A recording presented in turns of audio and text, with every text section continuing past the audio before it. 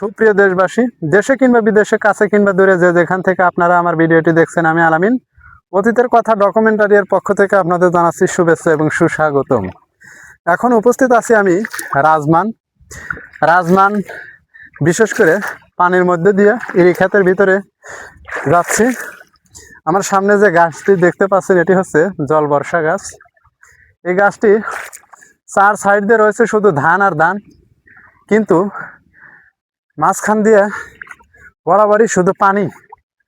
এই পানির ভিতর দিয়ে একটা আইলের উপরে রয়েছে জল বর্ষা গাছটি। এই গাছটি বয়স কত বছর কেউ তার সঠিক তথ্য দিতে পারে না, তবে তাদের সকলের ধারণা যে গাছটি অনেক পুরাতন গাছ। এই গাছটিকে নিয়ে রয়েছে যত জল্পনা কল্পনার ইতিহাস। গাছটিতে রয়েছে প্রায় শতাধিক পাখির বাসা। এই গাছটিতে বর্ষায় প্রায় গাছের অর্ধেক অংশ গলিত হয়ে যায় বা নিমজ্জিত হয়ে যায়। এই গাছটি হচ্ছে জল বর্ষা গাছ। পানি আর কেঁদোর ভিতরে আমি ডেবে যাইতেছি, যার কারণে বিশেষ করে এগিয়ে পারছি না। যাই হোক, এই গাছটিকে নিয়ে রয়েছে যত জল্পনা কল্পনা আর ইতিহাস। সাপ আছে নাকি? যাই হোক, কত সুন্দর একটি গাছ। এই গাছটি যখন কৃষকরা আবাদ বছর করে সব তাদের সম্বল বা ধানের আবাদ করে সব কিছু যখন ঘরে উঠাইয়া ফেলাবে, তখন পর্যন্ত কিন্তু এই গাছটি একাই একা দাঁড়িয়ে রইবে।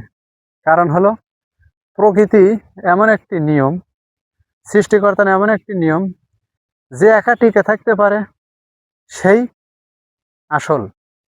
কারণ হলো, একা একা সবাই টিকে থাকতে পারে না, কিন্তু সৃষ্টিকর্তা যাকে একা সৃষ্টি করে, একা যে টিকে থাকার জন্য চেষ্টা করে এবং সৃষ্টিকর্তা যাকে টিকে রাখার জন্য চেষ্টা করে, সেই কেবলমাত্র টিকে থাকতে পারে।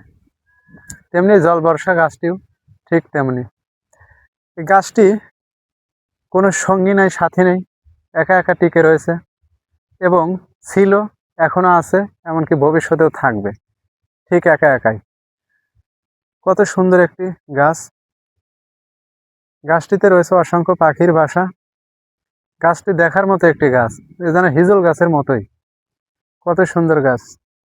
বিশেষ করে গাছটি পাতাগুলো একদম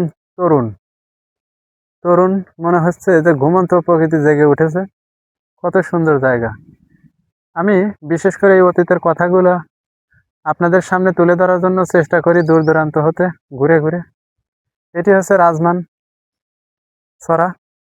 যাই হোক, আমি অতীতের কথা ডকুমেন্টারির পক্ষ থেকে আপনাদের জানাচ্ছি শুভেচ্ছা এবং সুস্বাগতম।